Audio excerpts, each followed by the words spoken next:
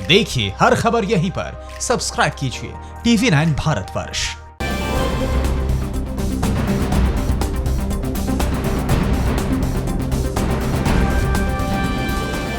देश और दुनिया में कोरोना संक्रमितों की संख्या कितनी हुई? राजधानी दिल्ली की हालत दिनों दिन बिगड़ती जा रही है, तो अमेरिका में 20,65,000 से ज्यादा कोरोना संक्रमित हो चुके हैं। कोरोना से जुड़ी हुई बड़ी खबरों के लिए आपको दिखाते हैं टॉप 9 कोरोना। देश में कोरोना से मरने वालों की संख्या 8,106 हो गई है। एक दिन में अब तक की सबसे ज्यादा 356 मौतें हुई हैं। इसके पहले 6 जून को सबसे ज्यादा 298 संक्रमितों ने दम तोड़ा था।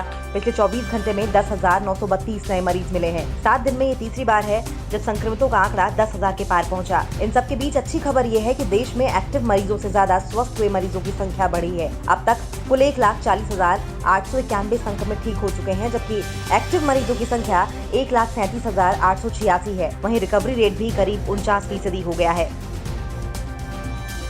देश में कोरोना संक्रमितों की पहचान के लिए टेस्टिंग का आंकड़ा 50 लाख को पार कर गया है।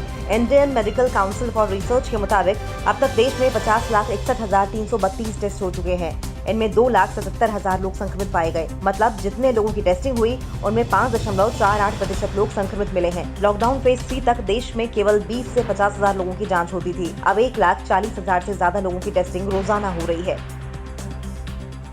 दिल्ली में लगातार कोरोना मरीजों की संख्या बढ़ती ही जा रही है। एक दिन में यहाँ 1,501 नए मामले मिले हैं। इस तरह दिल्ली में कोरोना का आंकड़ा 32,810 पर पहुंच गया है, जिसमें 19,581 एक्टिव केस हैं। पिछले 24 घंटे में 48 मरीजों की मौत हुई। मरने वालों का आंकड़ा 984 पर पहुंच गया।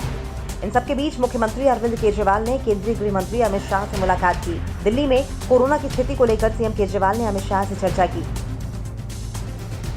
दिल्ली सीएम अरविंद केजरीवाल ने आशंका जताई है कि 31 जुलाई तक दिल्ली में 5.5 लाख कोरोना के मरीज हो जाएंगे। ऐसे में हमें 80,000 बेड की जरूरत होगी। बेड की जरूरत को पूरा करने के लिए अभी से वैकेंट हॉल और स्टेडियम को टेम्पररी तौर पर हॉस्पिटल में तब्दील करने की तैयारी शुरू हो गई है। केजरीवाल ने पड़ोसी राज्यों से निवेदन किया है कि वो अपने यहाँ समुचित व्यवस्था करें ताकि कम से कम लोग दिल्ली आ सके। गुजरात में पिछले 24 घंटे में 510 नए केस मिले हैं। इस तरह गुजरात में आंकड़ा 21,554 पर पहुंच गया है। अकेले अहमदाबाद में 15,305 केस हैं, जबकि एक दिन में यहां 34 मौतें हुई हैं। मरने वालों का आंकड़ा 1,347 पर पहुंच गया है। गुजरात में 5,464 एक्टिव केस हैं, जबकि 14,743 मरीज इस बीमारी से ठीक हो चुके हैं। राजस्थान में भी लगातार कोरोना संक्रमण के मामले बढ़ते ही जा रहे हैं। एक दिन में यहाँ 355 केस मिले हैं। मरीजों का आंकड़ा 11,600 पर पहुंच गया है। 24 घंटे में 4 मौतें हुई हैं। इस तरह मरने वालों का आंकड़ा 259 पर पहुंच गया है। कोरोना के लगातार बढ़ते मामले को देखते हुए सरकार ने फिर से सख्ती बढ़ा दी है। अब दूसरे राज्यों से बिना इजाजत आवाजाही पर 7 दिन तक पाबंदी रहेगी। राज्य से बाहर जाने के लिए पास लेना अनिवार्य होगा।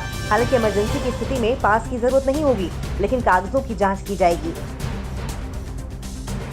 तमिलनाडु में एक दिन में 1,927 केस मिले हैं। इस तरह तमिलनाडु में अब 36,841 पॉजिटिव केस हो गए हैं। 24 घंटे में 19 मौतें हुई हैं। इस तरह मरने वालों का आंकड़ा 326 पर पहुंच गया है।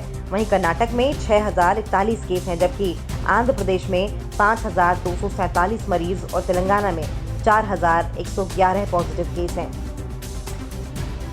दुनिया में 74,43,900 से ज्यादा कोरोना संक्रमित हो गए हैं, जबकि 4,18,000 से ज्यादा मौतें हुई हैं। ब्राजील में 7,75,000 से ज्यादा केस हो गए हैं, जबकि 39,000 से ज्यादा मौतें हो गई हैं। ब्रिटेन में 41,000 से ज्यादा मौतें हो चुकी हैं।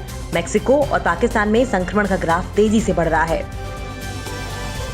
5 सप्ताह के बाद अमेरिका में फिर कोरोना मामले में उछाल आया है। अमेरिका में 20,64,900 से ज्यादा कोरोना के मरीज हो गए हैं, जिसमें 11,48,000 से ज्यादा एक्टिव केस हैं। एक दिन में 900 से ज्यादा मौतें हुई हैं। इस तरह अमेरिका में अब तक 1,15,000 से ज्यादा मौतें हो चुकी हैं।